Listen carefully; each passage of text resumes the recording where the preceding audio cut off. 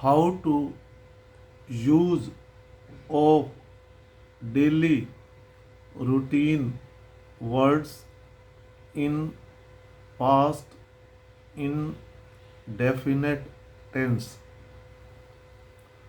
Past indefinite tense में daily routine words का कैसे प्रयोग किया जाता है,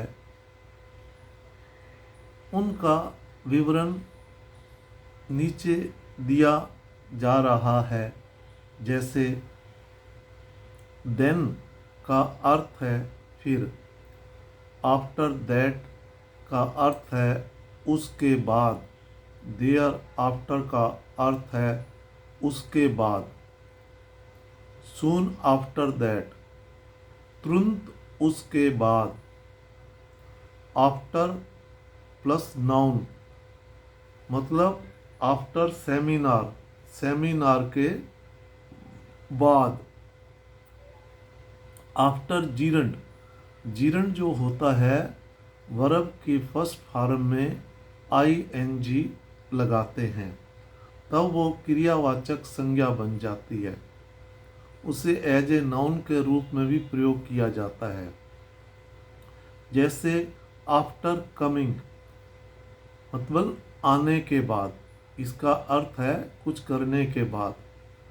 और सेम ही अगर हम हैविंग प्लस V3 का प्रयोग करते हैं तो उसका मतलब भी है कुछ करने के बाद। हैविंग कम, अब हैविंग के बाद हमने वर्ब की थर्ड फॉर्म का प्रयोग किया है, उसका अर्थ भी है आने के बाद। और आफ्टर जीरंड, आफ्टर कमिंग, इसका अर्थ भी है आने के बाद। सून आफ्टर जीरंड, बस इसमें एक सून लग गया है, तुरंत कुछ करने के बाद, सून आफ्टर कमिंग, शीघ्र ही आने के बाद। फर्स्टली में ना सबसे पहले, ये एक एडवर्ब है। लास्ट में ना अंत, लास्टली अंत में, ये भी एडवर्ब है। अब इनका प्रयोग वाक्यों के थ्रू कैसे किया जाता है, एग्जाम्पल दे के यहाँ बताया जा रहा है। जैसे कल मैं सुबह लगभग 5 बजे जल्दी उठ गया। Yesterday I goat up at around 5 AM early in the morning. कल मैं सुबह लगभग 5 बजे जल्दी उठ गया। अब यस्टरडे आ गया तो आई गोट अप में ना जिसका अर्थ है उठा, गेट की सेकंड फॉर्म है। जब भी यस्टरडे आए आप समझ जाओ वो पास्ट इंडेफिनेट टेंस में ही होगा और पास्ट इंडेफिनेट टेंस ही बनाना पड़ेगा, क्योंकि यस्टरडे पास्ट इंडेफिनेट टेंस के लिए एक कीवर्ड है और यस्टरडे का अधिकतर प्रयोग पास्ट इंडेफिनेट टेंस में ही किया जाता है। अगला वाक्य है फिर, देन, कोमा, मैंने गुनगुने पानी से स्नान किया क्योंकि कल बहुत ठंड थी।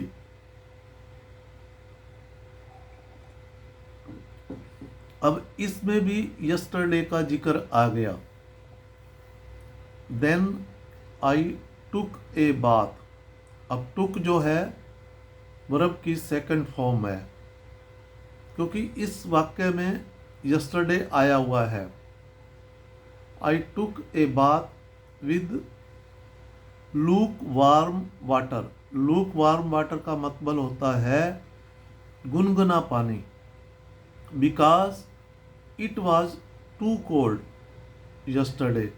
टू का यहाँ पर अर्थ है अधिक, और टू का अर्थ कई बार भी का भी प्रयोग किया जाता है के लिए। तो फिर मैंने गुनगुने पानी से स्नान किया क्योंकि कल बहुत ठंड थी। Then I took a bath with lukewarm water because it was too cold yesterday. अब इस प्रकार यहाँ yesterday का 2 वाक्यों में जिक्र आया है। एक बार इंटरव्यू चल रहा था तो इंटरव्यू बोर्ड के सदस्यों ने इंटरव्यू देने वाले से पूछा, आपने कल क्या किया? तो जब अब कल का बीता हुआ कल आ गया यस्टरडे, तो हमें बीते हुए कल की पूरी जो दिन में घटनाएं जो कुछ हुआ उसका विवरण बताना है, ताकि इंटरव्यू बोर्ड ये जान सके कि ये बंदा कुछ इंग्लिश बोल सकता है या नहीं बोल सकता। ये जज करने के लिए उन्होंने ऐसा क्वेश्चन किया।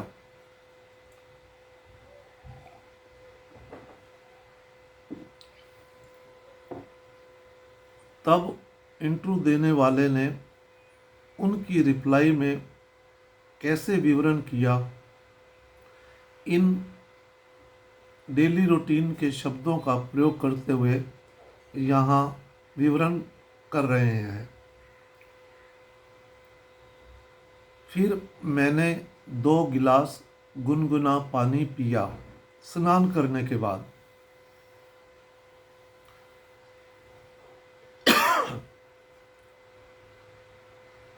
देन आई ड्रैंक, जो ड्रैंक है ड्रिंक की सेकंड फॉर्म है, 2 glasses of Luke warm water. फिर मैंने 2 गिलास गुनगुना पानी पिया।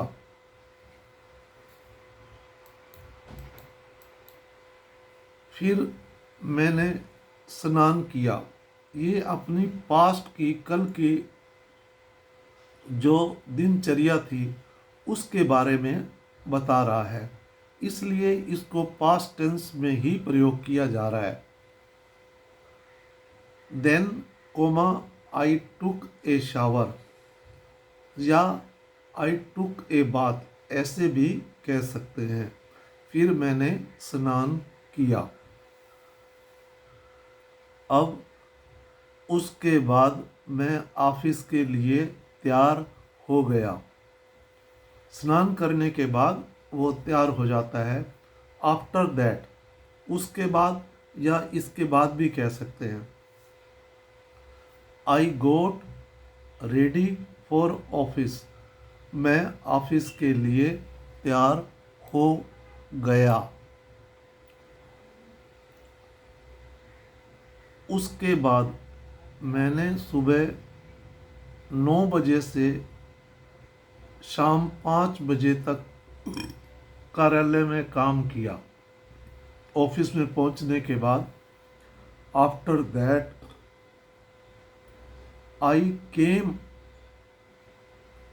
After that I worked in office from 9 AM to 5 PM। उसके बाद मैंने सुबह 9 बजे से शाम 5 बजे तक कार्यालय में काम किया। इसके बाद अब 5 बज गए थे, छुट्टी हो गई थी। इसके बाद मैं शाम करीब 5 बजे घर आया।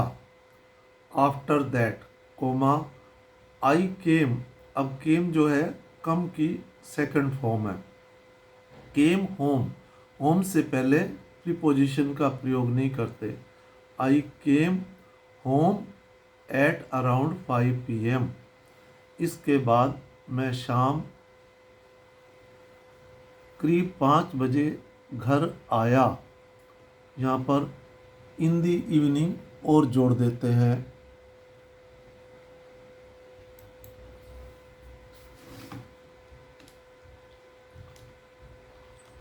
In the evening. इसके बाद मैं शाम करीब 5 बजे घर आया।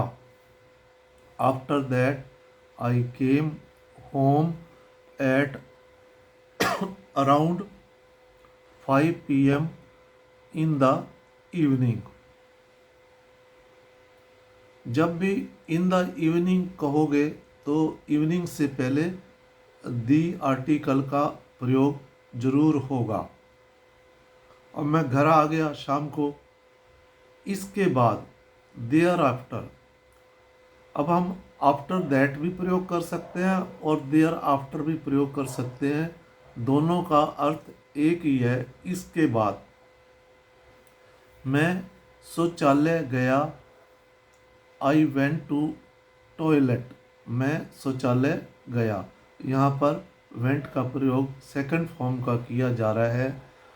अब सारे वाक्य पास्ट इंडेफिनिट टेंस में ही चल रहा है, क्योंकि ये कल की घटना जो बीता हुआ कल है उसके बारे में बताई जा रही है।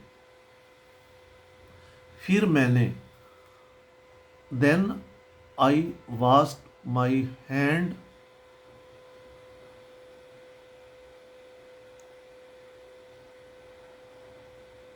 Washed my hands.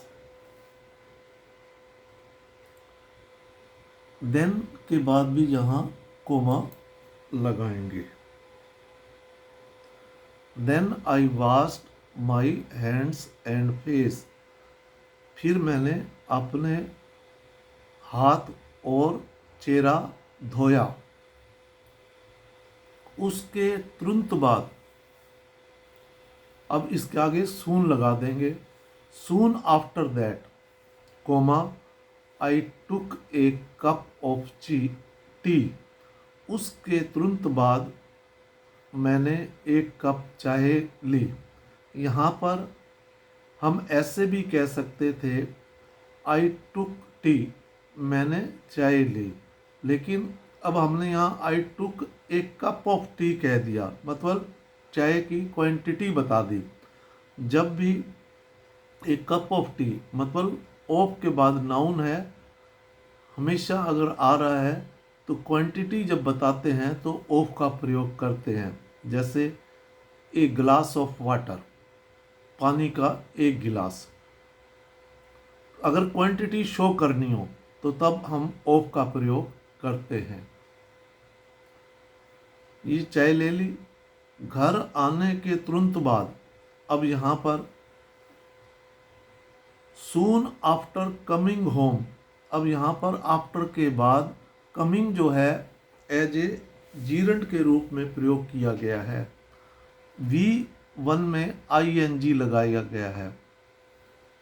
Soon after coming home, तुरंत या घर आने के तुरंत बाद, कोमा, आई ऑपरेटेड कंप्यूटर, मैंने कंप्यूटर संचालित किया, या मैंने कंप्यूटर चलाया। ऑपरेट किया मतलब संचालित किया।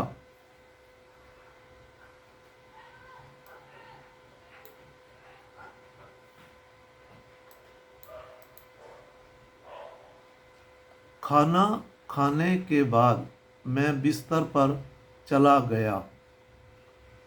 आफ्टर हैविंग डिनर, यहाँ पर हैविंग एज ए जीरंड के रूप में प्रयोग किया गया है। आप हैव में ना भी टेक फूड कह सकते हैं और टेकिंग डिनर भी कह सकते हैं। यहाँ पर हैविंग जो है यहाँ पर एज ए जीरंड का प्रयोग किया गया है। जो हैव है बेस फॉर्म है, उसके साथ ING और लगा दिया तो ये जीरंड बन गया। आफ्टर हैविंग डिनर, खाना खाने के बाद। हम इसको ऐसे भी कह सकते हैं हैविंग टेकन डिनर। अब जो टेकन है वर्ब की थर्ड फॉर्म है, तो ये दोनों अर्थ सेम है। After having dinner, after having taken dinner. जब हम जीरंड का प्रयोग करेंगे उससे पहले आफ्टर लगाएंगे, और अगर हम हैविंग टेकन डिनर कहेंगे तो हैविंग के बाद वर्ब की थर्ड फॉर्म आएगी। इसका अर्थ भी सेम है, खाना खाने के बाद। डिनर मीन रात का खाना खाने के बाद मैं बिस्तर पर चला गया। I went to the bed, जब मैं बिस्तर में चला गया, जब बिस्तर पर चला गया। एक किताब पढ़ने के बाद। अब आफ्टर रीडिंग, अब जो रीडिंग है ये एक जिरंड है। आफ्टर रीडिंग ए बुक, एक किताब पढ़ने के बाद। आई टर्न्ड ऑफ द लाइट, मैंने लाइट बंद कर दी। टर्न ऑफ का अर्थ है लाइट को बंद कर देना। उठने के बाद, अब यहाँ पर आफ्टर गेटिंग, यहाँ भी ये गेटिंग जो है एक जिरंड के रूप में प्रयोग किया गया है, और गेटिंग अप जो है एक फ्रेजल वर्ब है, इसके साथ प्रीपोजिशन अप लगाई गई है। और यहाँ गेट जो है उसके साथ आईएनजी का प्रयोग किया गया है। गेट की स्पेलिंग GET होता है, लेकिन जब इसके साथ दूसरा अक्षर जोड़ा जाता है, अगर इस प्रकार के शब्द के अंत में व्यंजन मतलब कॉन्सोनेंट है और उससे पहले वावल है, तो जब इसके साथ दूसरा अक्षर जोड़ा जाता है तो जो व्यंजन है कॉन्सोनेंट वो डबल हो जाता है। तो आफ्टर गेटिंग, अब गेटिंग की स्पेलिंग हो गई GETTING।